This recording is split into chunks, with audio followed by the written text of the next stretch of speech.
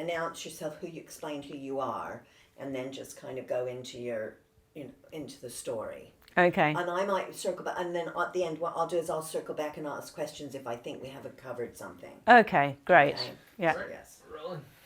So, whenever you're ready.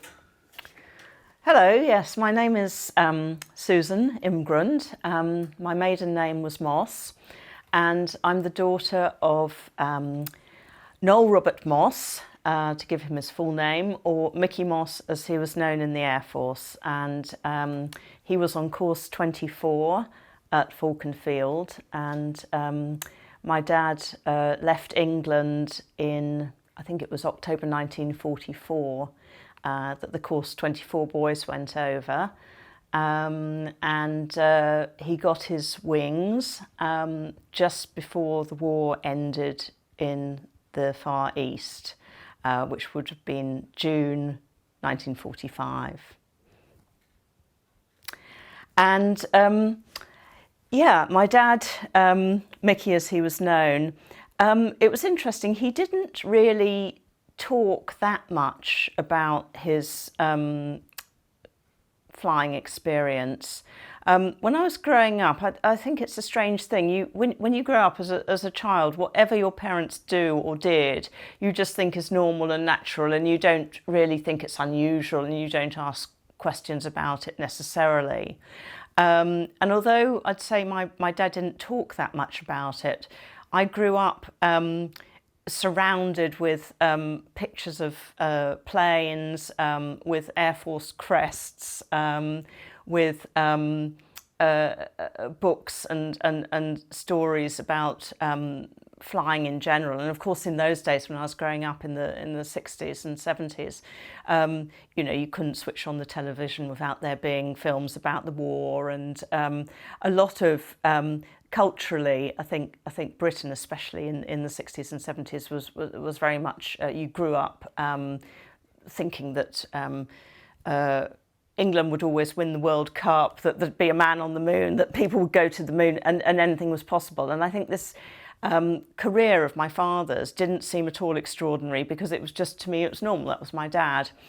And a bit later on, I think, I don't know, I guess I must have been maybe in my 20s or so on, he started gathering his photos, and I think once he got towards retirement, he wanted to write his memoirs, because he had a very, very interesting career in the Air Force. And he started telling me a little bit about it then, and I looked at the photos, and I learned about Falcon Field then.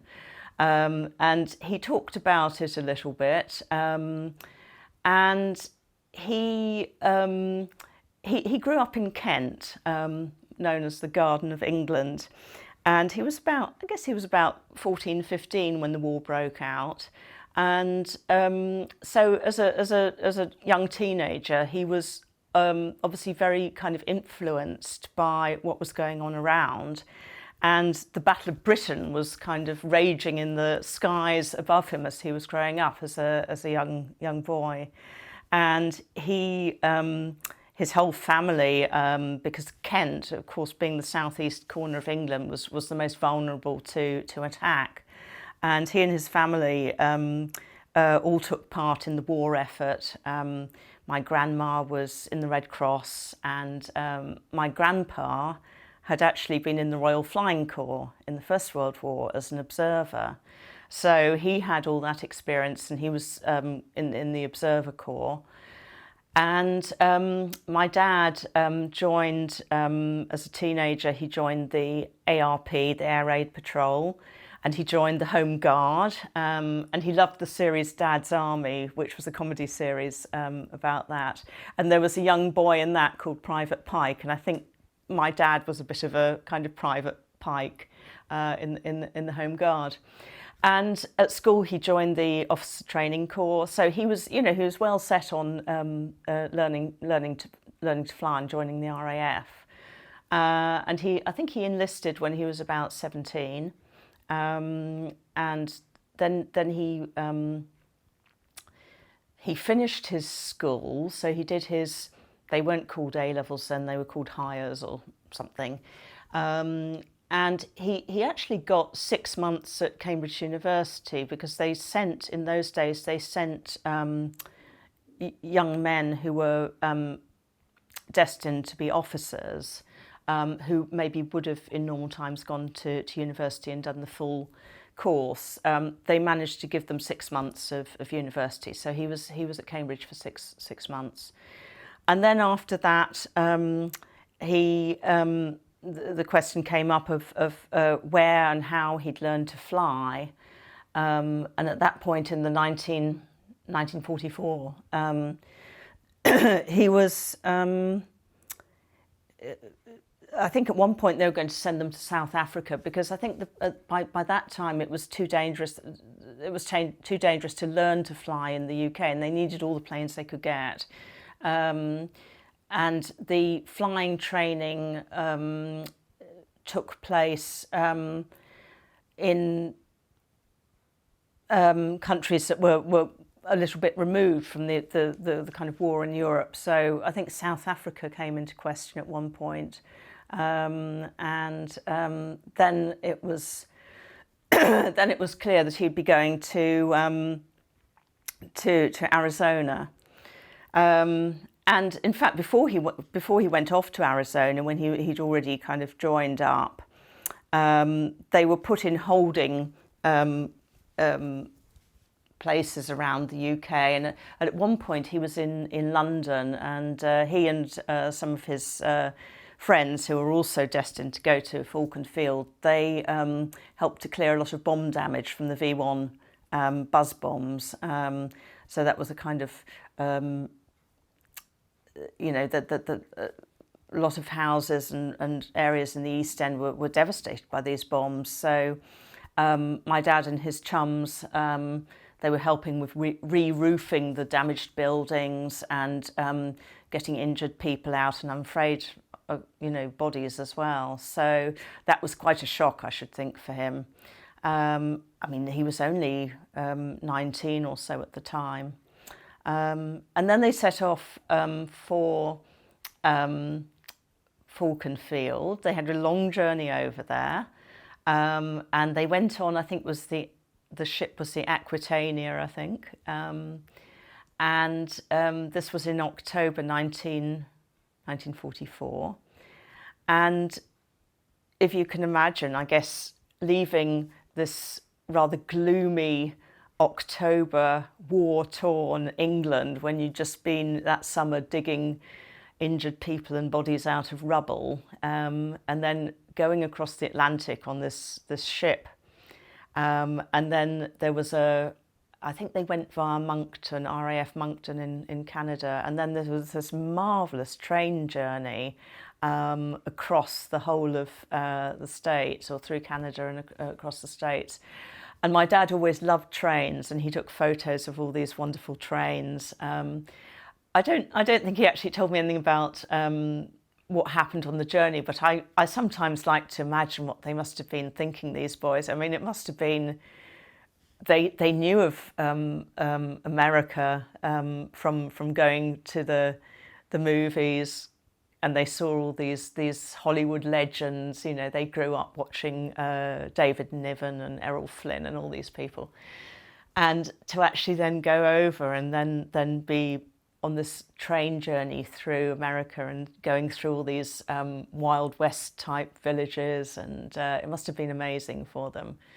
And of course, when they arrived in Arizona, I remember him telling me about that, and it was he said it was almost like going from black and white into colour, because it had been this gloomy kind of England.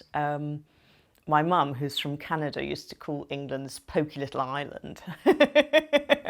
And so they came from this poky little island to this wonderful, colourful, warm, and the warmth of Arizona. With all these wonderful kind of flowers and fruit, and then of course the landscape with the sort of red rocks and like Technicolor after a kind of black and white. And he and his friends, he was on course 24, They got stuck in pretty quickly. I've got his logbook, and looking at it, you're just reminded of how young these boys were. His logbook, the first few years or first year of it, it's written in this sort of fountain pen, and it really looks like a schoolboy's writing, because I guess that's what it was. But they got stuck in very, very quickly with their training, and within a few weeks he was flying solo, starting on the Stearmans. And within a few weeks he was doing all the turns and spins and all the rest of it. And so they started in October, and they'd finished the Stearman course, I think, around Christmas. I know they had a couple of periods of leave, and these periods of leave were something that I heard not just from my dad, but later when I wrote a little biography about him, I got in contact with some of his friends. They told me about these periods of leave, which really sound just splendid. The first period of leave, they went to LA, again, I guess on one of these wonderful trains. And I think the people were so welcoming, and everyone was very happy to put up these young men who were training to be pilots. And when they went to LA, they stayed with a couple who were called the Van Buskirks. And this was a wealthy couple who had a huge house in LA, one of these kind of mansions. My dad had pictures of it. And this house, well, it wasn't really a house, it was a mansion. It had a tennis court, and there are pictures of them playing tennis. It had its own chapel, probably had a swimming pool. And there were parties laid on for these boys. And they met Hollywood stars. And I know Greer Garson they met, and they met now Olivia de Havilland and her sister, I think, was Joan Fontaine. In fact, Olivia de Havilland has only just died this year. I think she reached some marvellous age. Anyway, my dad met her and her sister, Joan Fontaine, and there was a very distinguished British actor, Sir C. Aubrey Smith. He was a very tall, distinguished-looking man. He was in Prisoner of Zenda with Ronald Colman, and they met him. And my dad talked to him about cricket, I think, because they were both great cricket fans. So really, a marvellous kind of experience, and I think very, very well deserved. And then they went back and they started the Harvard course.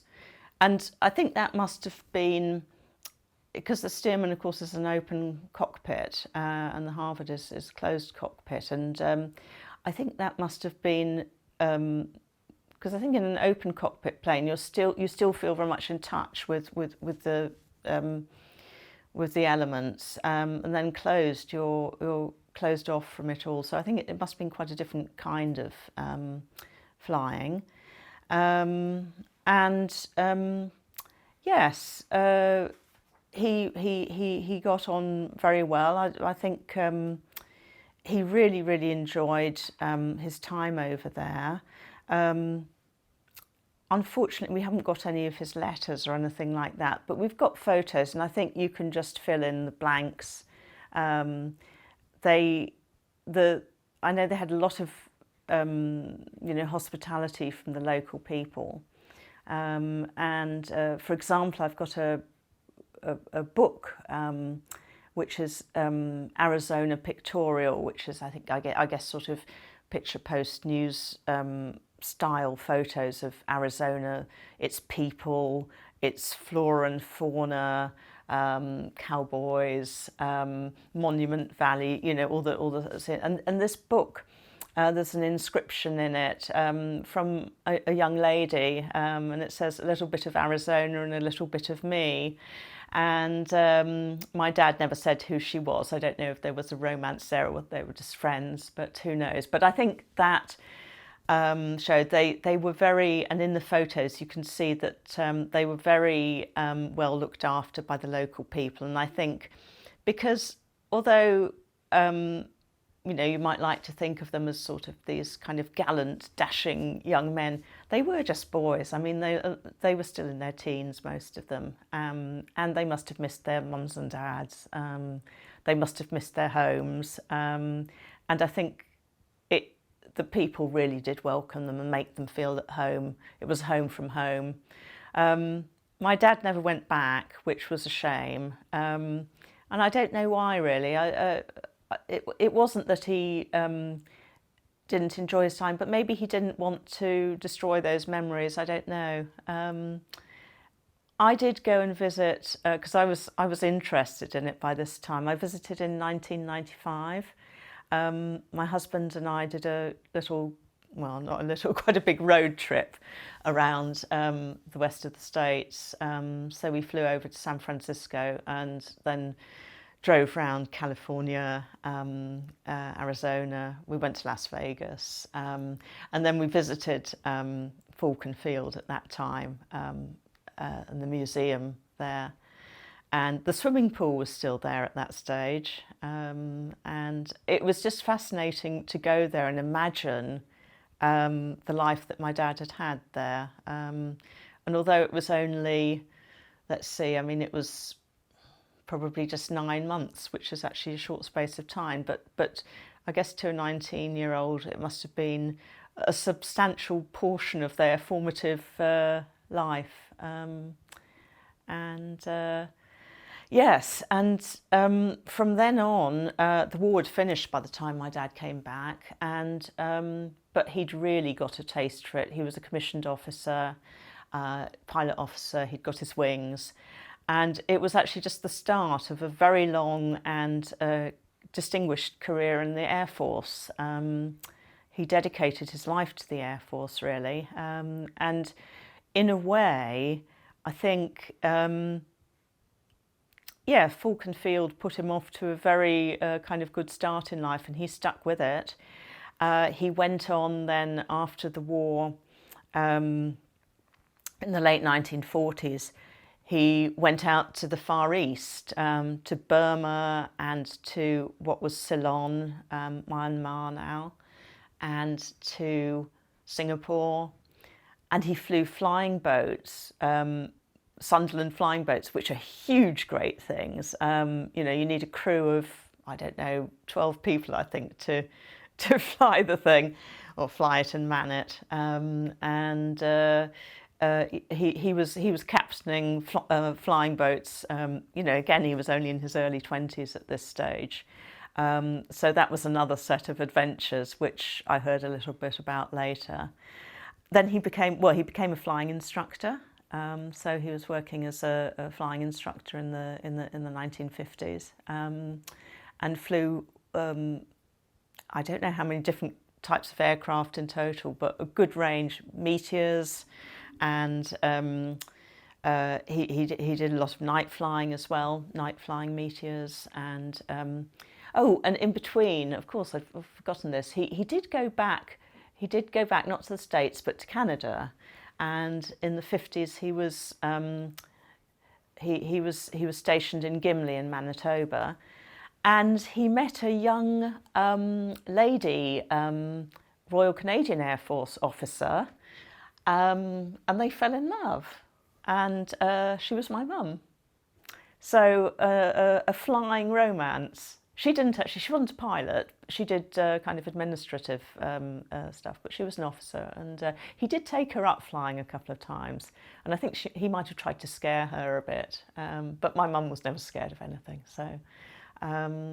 So yes, flying very much in the blood, although I don't fly. Very distinguished career, starting off at Falcon Field and all those wonderful experiences there. And later on, as I say, as I was growing up as a child, this stuff was all my dad and flying and the planes and Falcon Field. It was all. I didn't ever really question it. It was just what my dad did, and it was only later that I really got more interest in finding out a little bit more about it. And in the year 2000, my son was born. He's 21. He's my millennium baby. And very sadly, my dad died about 3 weeks after my son was born. So this was sudden. I had a new baby, but I'd lost my dad. So it was a very, very strange time. And it was also very sad that my dad never saw his grandson, although he knew he had a grandson. And a bit later on, I think my mum suggested to me, this was a few years later, well, it would be nice to have a biography because my dad had always wanted to write his memoirs. So I went through his photos, I went through his logbooks, I went through a few notes he'd made and talked to my mum, got in touch with a few of his old friends, some of them who'd been at Falcon Field, and I wrote a little biography, I mean just for friends and family, but it really stirred my imagination. And this was about the time, I don't know, my son was about 6 or 7, and he started asking questions about the granddad he'd never met. And he was fascinated, I think as all small children are, by planes and whatever. And this started me off thinking, I thought, well, what if this young boy who's never actually met his granddad, because unfortunately he died, what if he could actually go back in time and meet his granddad? And this was the idea I had, and I thought, this could be quite interesting. And then I thought about all the logbooks, and I thought about the adventures in the Far East and the flying boats and everything else. And I started writing. And so I've written 3 children's, they're kind of retro-style adventure stories about flying, about a boy from the 21st century who goes back in time to the 1950s, 1960s, and has adventures with his RAF pilot granddad. And these were very much inspired by my dad's career. I haven't actually written one about Falcon Field, but I've got an idea, and maybe that could be the next one, because I think I've certainly learned enough about Falcon Field and have got a feel for the kind of experiences they had there. So, yeah. Did your father remain friends with the people he was at Falcon Field with? He did. There was a group of 6 of them, and they called themselves the 6, and on some occasions the Immortal 6. Unfortunately, they weren't immortal, and I think now they've all gone. I think the last one died a couple of years ago. He was actually a Canon John Gore. But my dad kept in touch with those. And of course, in the Air Force, the ones that continued in the Air Force, the Air Force is a very small world, and they came across each other again and again. So yes, he was in touch with them. And then, of course, later on, the Falcon Field Association was set up, I think in the 80s, and he joined that, and there were reunions. I don't think my dad went to any of the reunions, but he definitely stayed in touch, and especially with his closest group, the 6 of them.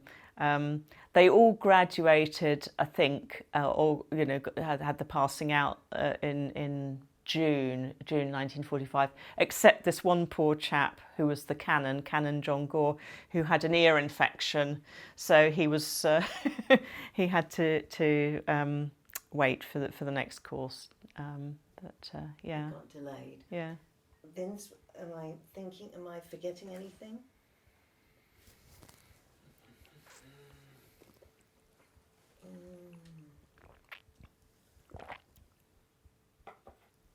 Just looking at all my notes here. I think I've been... Okay, now there is one thing. If you were, because I know a lot of people were hoping to attend the reunion, of course they can't now. Yes. So, although I don't know, because now things have changed a little, but I'm not sure what the situation is there. But what message would you give to the people of Falcon Field on the anniversary?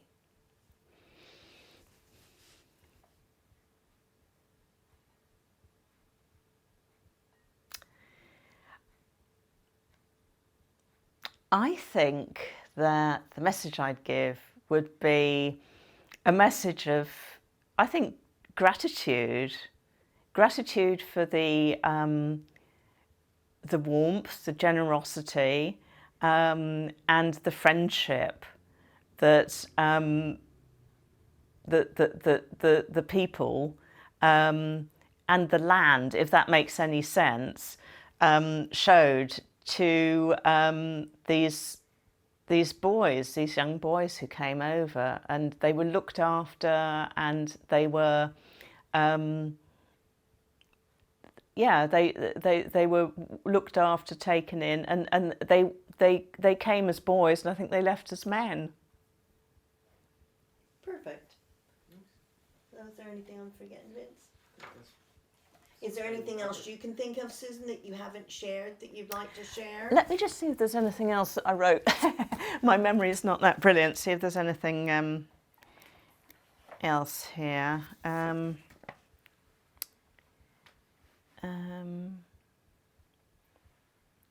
You mentioned about his trips. Did he take, so he went to the Los Angeles. Were there any other trips that he took that you can think of? They definitely went to Las Vegas, because and I don't know if that would have been the same trip maybe on the way back, or whether that was a separate trip, because I think they would have had two trips of leave. There would have been the one in January when they'd finished on the Stearman course, and that would have been, I think, in January, and I think they probably had another one. I think it would have been about April, when they were more or less finished with the Harvard course, and maybe that was to Las Vegas, because I've definitely got photos of Las Vegas, which of course at that point was almost nothing. I think it was just maybe a couple of hotels and casinos in the desert. I mean, of course, it's nothing compared to how it is now, of course. So that must have been exciting as well. And I think just all the whole scenery around the Arizona and scenery, and I think I've got, he took plenty of photos of cacti and ghost towns and deserts, and so I think the second trip may have been to Las Vegas. I'm not sure. I don't know about Grand Canyon, whether they saw that as well. Possibly. Okay, dandy. So what we'll do now